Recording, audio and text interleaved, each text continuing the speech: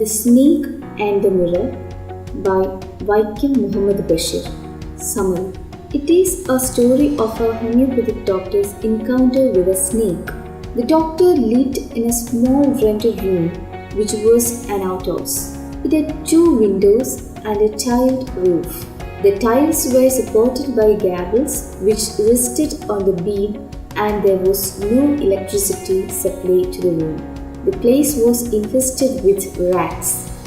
One hot summer night, the doctor took his meals at the restaurant and returned home. He lighted the kerosene lamp, took off his coat and shirt, and opened the 2 windows. He settled on the chair and took out a medical book to read. There was a large mirror on the table on which stood a lamp. Since it was too hot to sleep and he had nothing better to do, he sat down in front of the mirror, admiring himself, planning to improve his appearance as he was an eligible bachelor. Gradually, his thoughts shifted from self-admiration to planning his future marriage. He thought that he would marry a rich doctor having a good practice, and that he would choose a fat lady as his wife so that she would not be able to run and catch him. He was so engrossed in his daydreaming that he did not give much importance to the sudden silence. The rats had stopped scampering and there was a sound of something falling behind him. But he was slow to react.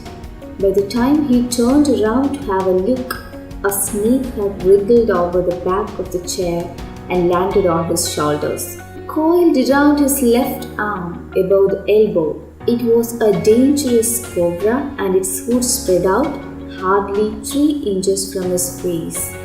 The doctor sat there like a stone statue, afraid to move, lest the snake may strike.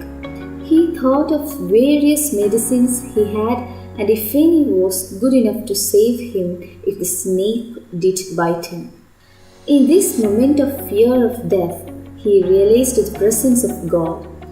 God had punished him for being too proud and arrogant.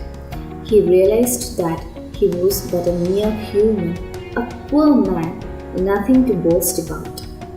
The moment he accepted his true worth, the snake crawled off and sat on the table in front of the mirror. The doctor got up silently and rushed out of the door.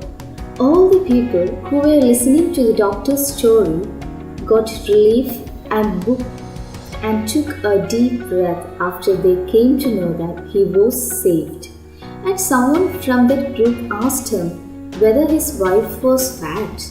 He replied that his wife was thin and tall, just like a reed plant, because God didn't want his wife to be fat, so she was thin and could run very fast. Another person from the group asked him whether the snake chased him. He replied that he ran and ran till he reached a friend's house. There he took an oil massage, took bath and wore fresh clothes. He did not know if the snake had chased him or not, because he did not look behind him. The next day, around 8:30 in the morning, the doctor, along with 2 of his friends, went to the room to bring his belongings from there. There was not much stuff to take. Someone had stolen most of the things from his room but left behind one thing. He thought that the thing which he left behind was to insult him. The writer asked the doctor, what was the thing which the thief left behind? He replied that he left the vest which was dirty and was hanging on the wall. He added that the thief was so much into cleanliness that he left the dirty vest there only. He says that the naughty thief could have taken it along with him, washed it with soap, and could have used it. Someone asked the doctor if he saw the snake the next day. He laughed and replied that after that night he never saw that snake. Maybe the snake was attracted towards its own beauty.